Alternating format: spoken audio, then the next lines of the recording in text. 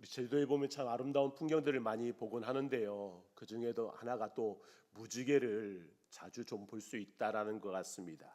이런 비가 온 뒤 하늘에 아름답게 떠 있는 무지개를 종종 보게 되죠. 비가 그치고 나서 어두운 그 먹구름 사이로 빛이 쏟아지면서 나타나는 무지개, 그 무지개를 바라보면 누구나가 발걸음을 멈추고 한 번쯤은 바라보고 또 그 중에는 핸드폰을 꺼내서 사진을 찍는 그런 사람들도 있을 것입니다. 이런 무지개가 과학적으로 어떻게 생겨나는지에 대해서는 다 설명을 할 수 있고 또 알 수도 있겠죠. 그러나 성경은 이 무지개를 단순한 과학적으로 설명을 하거나 아니면 자연현상만으로 이야기하고 있지는 않다라는 것입니다. 우리 신앙인들 중에는 오늘 말씀을 기억하면서 무지개를 바라볼 때, 야, 그래, 하나님이 다시는 물로 심판하지 않는다고 하셔서 그 약속의 증거가 저 무지개야 라고 말할 수도 있을 것입니다. 그런데 성경은 이 무지개에 대해서 더 깊은 의미를 이야기하고 있습니다. 바로 하나님의 언약이다라고 말하고 있다라는 거죠. 그렇다면 이 무지개가 보여주는 하나님의 언약은 무엇일까요? 사실 무지개는 사람들의 죄에 대한 홍수 심판이 있은 후에 주신 언약입니다. 여러분, 홍수 심판이 왜 일어났습니까? 노아의 홍수가 왜 일어났어요? 창세기 6장 5절에 보면 이렇게 기록을 하고 있어요. 여호와께서 사람의 죄악이 세상에 가득함과 그의 마음으로 생각하는 모든 계획이 항상 악할 뿐임을 보시고, 인간이 생각하는 것마다, 계획하는 것마다, 행하는 것마다 다 악한 것뿐이래요. 단지 드러나는 생각만, 드러나는 행동만이 아니라 마음 깊은 곳에 있는 생각까지도 악하답니다. 그래서 하나님께서 그렇게 죄악으로 가득한 이 세상을 물로 심판하기로 하셨던 거죠. 그렇다면 이 노아의 홍수가 지난 다음에 이 심판 이후에는 세상이 좀 나아졌을까요? 그렇게 호된 심판을 받았으니 이제는 사람들의 마음속에 생각이나 아니면 행하는 그 모든 삶이 그래도 조금은 선해졌을까요? 안타깝게도 그렇지 않았습니다. 홍수에서 그래도 하나님의 은혜를 입었다고 하고 당대 가장 완전한 자라고 했던 그 노아조차도요, 홍수 심판 이후에 포도농사를 지었고 그 포도로 인해서 포도주를 만들었는데 늘 그 포도주에 취해서 살았습니다. 한편으로 보면 방주에서 살았던 시간들로 인해서 트라우마가 생겼고 그 트라우마 때문에 그랬을 것이라고 이해는 할 수 있지만, 그러나 그의 행동은 결국 자식으로 죄를 짓게 하는 원인 제공을 했습니다. 그리고 그 자식을 저주까지 하게 되죠. 노아의 후손들 역시 마찬가지입니다. 성경은 노아 족보를 기록한 후에 곧바로 바벨탑이라고 하는 사건을 기록해요. 여러분, 이 바벨탑 사건은 9절밖에 되지 않습니다.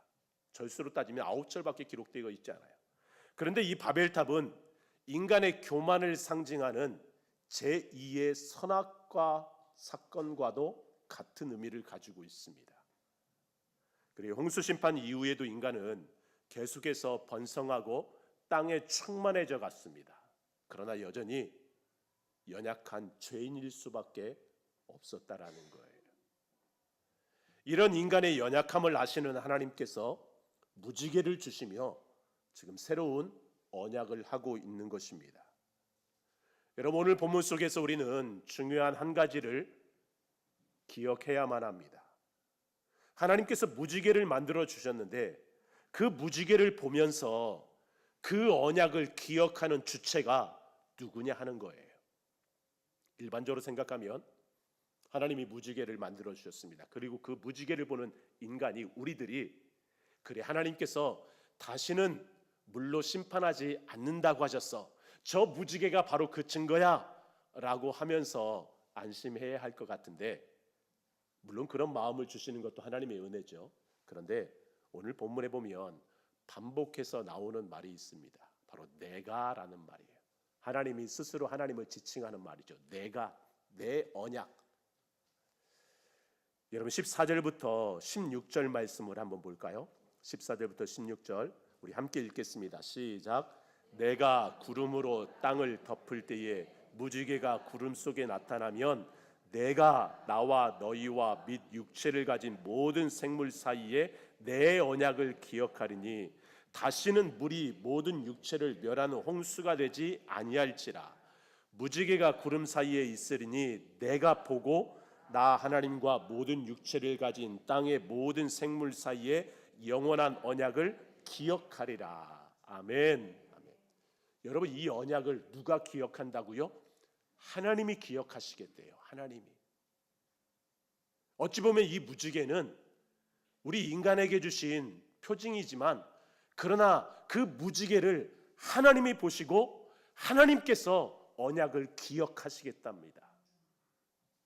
이 언약을 세우신 분도 하나님이시고 이 언약을 끝까지 기억하시고 지키시는 분도 하나님이라는 거예요. 왜 그럴까요? 하나님은요, 우리 인간이 얼마나 나약한지, 얼마나 쉽게 잊고, 얼마나 쉽게 넘어지고, 얼마나 쉽게 죄를 짓는 존재인지를 너무나 잘 아시기 때문에 그렇습니다. 그래서 하나님 말씀하시는 거예요. 내가 너희의 연약함을 알기 때문에 이 언약을 내가 기억하겠다라는 거예요. 내가 기억하겠다. 내가 기억하고 너희들의 죄 때문에 다시는 너희들을 심판하지 않겠다라는 것입니다. 그러면 그 심판이 어디에서 이루어질까요? 그 하나님의 언약이 어디에서 이루어질까요? 바로 예수 그리스도의 십자가로 이어지는 것입니다. 하나님은 연약한 인간에게 다시는 죄의 대가를, 죄의 책임을 묻지 않기로 하셨지만 그 죄의 대가는 반드시 치러져야 돼요. 그게 하나님이 정하신 법이잖아요. 그 죄의 대가는 반드시 치러져야 하기 때문에 하나님은 예수님을 대신하여 십자가에 죽이신 거죠. 그리고 홍수 심판 이후에 하나님은 다시는 물로 심판하지 않겠다고 약속하셨습니다. 그러나 여전히 죄에 대한 대가는 남아 있었어요. 그래서 독생자 예수 그리스도를 이 땅에 보내셨고 그 예수님이 십자가에 죽으심으로 하나님께서 그 무지개 언약의 완성을 십자가에서 보여주신 것입니다. 그래서 히브리서 9장 15절에 보면 이렇게 기록하고 있어요.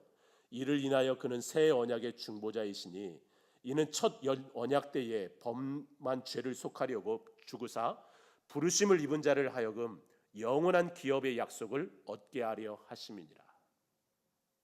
여러분 무지개가 죄로 인해서 심판하지 않겠다는 하나님의 언약이라면 십자가는 그 죄에 대한 심판으로 세워진 하나님의 새로운 언약이 되는 것입니다. 더 나아가 이 무지개 하나님의 언약은요, 영원한 하나님의 나라로 이끄시는 하나님의 약속이기도 합니다. 성경에 보면 이 무지개에 대한 또 다른 기록들이 있는데요. 에스겔 선지자가 에스겔서에 보면 하나님의 보좌를 보게 돼요. 그때 그 하나님의 보좌를 설명하면서 이런 설명을 합니다. 에스겔서 1장 28절 그 사방 광채의 모양은 비 오는 날 구름에 있는 뭐와 같다? 무지개와 같다. 하나님의 보좌가 무지개와 같아요.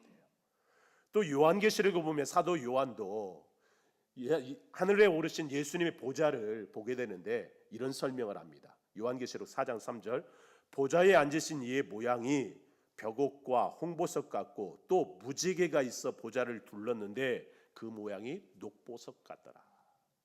그래요. 하나님이 보여주신 이 무지개는 단지 홍수 심판 이후에 나타난 어떤 상징만이 아닙니다. 바로 십자가와 부활을 통해서 완성된 영원한 하나님의 언약, 예수 그리스도를 통해서 보여주신 영원한 하나님의 언약을 상징하는 것이 바로 이 무지개라고 할 수 있습니다. 십자가에 죽으시고 부활하셔서 하늘 보좌에 앉으신 예수님, 그분이 바로 하나님이 보여주신 이 무지개 언약의 완성이라고 할 수 있죠. 여러분, 감사한 것은 오늘날 우리는 그 언약으로 오신 예수님의 십자가와 부활이라는 가장 확실하고도 가장 분명한 그 은혜를 입고 살아가고 있다라는 것입니다. 그런데도 불구하고 때로 우리는 마치 당시의 사람들처럼, 여러분 당시 사람들을 한번 생각해 보십시오. 홍수 이후에 사람들이 삶을 살아가면서 하늘에 먹구름이 끼고 비가 오기 시작하면 어떤 마음을 가졌을까요? 또 당시 홍수가 일어나는 것 아니야? 어쩌면 늘 불안한 생각을 가지고 살았을 거예요. 그런 그들에게 하나님이 이 무지개를 보여주시는 거죠. 여러분, 이 시대 살아가면서 우리가 때로 두려운 마음이 있을 때가 있습니다. 염려가 되고 어떤 조금의 어려움과 고난 속에서 늘 힘들어하는 삶을 살아갈 때가 있어요. 그럴 때마다 하나님이 우리에게 보여주시는 것이 뭐예요? 바로 예수 그리스도의 십자가입니다. 그런데도 불구하고 우리는 당시 사람들이 무지개를 보면서 그 하나님의 언약을 기억하듯 예수 그리스도의 십자가와 부활을 보면서 하나님의 언약을, 하나님의 은혜를 기억해야 함에도 불구하고 때때로 우리는 늘 불안함 속에 또 다른 은혜를 구하고 또 다른 기적을 구하면서 살아가려고 하고 있는지 모르겠어요. 마치 출애굽한 이스라엘 백성들이 늘 하나님의 새로운 언약을 구하면서, 새로운 은혜를 구하면서 조금의 어려움만 있으면 불평하고 원망하듯 그런 삶을 많이 살아가고 있지 않는지 모르겠습니다. 여러분, 생각해 보십시오. 만약 하나님께서 보여주신 이 무지개가 하나님이 기억하시는 언약이 아니라 우리 인간이 기억해야 하는 언약이었다면, 여러분, 인간은 계속해서 그 죄에 대한 책임을 가지고 살아가야 됐을 것입니다. 늘 불안함 속에 살아가야 됐을 거예요. 그런 의미로 보면 어쩌면 바벨탑 사건이 그런 불안함 속에서 나오는 인간들의 교만한 행동이 아니었을까요? 그래서 하나님은 오늘 말씀해 주는 거예요. 이 언약은 내가 기억하는 언약이다라는 거예요. 동일하게 오늘날 예수 그리스도의 십자가 부활을 통해서 하나님의 자녀된 우리들에게도 말씀하십니다. 예수님의 십자가와 부활의 그 빈 무덤을 볼 때마다 내가 너희들을 기억하겠다고. 여러분, 우리 하나님께서 기억하시는 이 언약은요, 때로 우리가 흔들릴 때에도 넘어질 때에도 여전히 변함없이 우리를 사랑하시고 우리를 이끄시는 그 하나님의 사랑과 신실함을 보여주는 것이 바로 이 하나님의 언약입니다.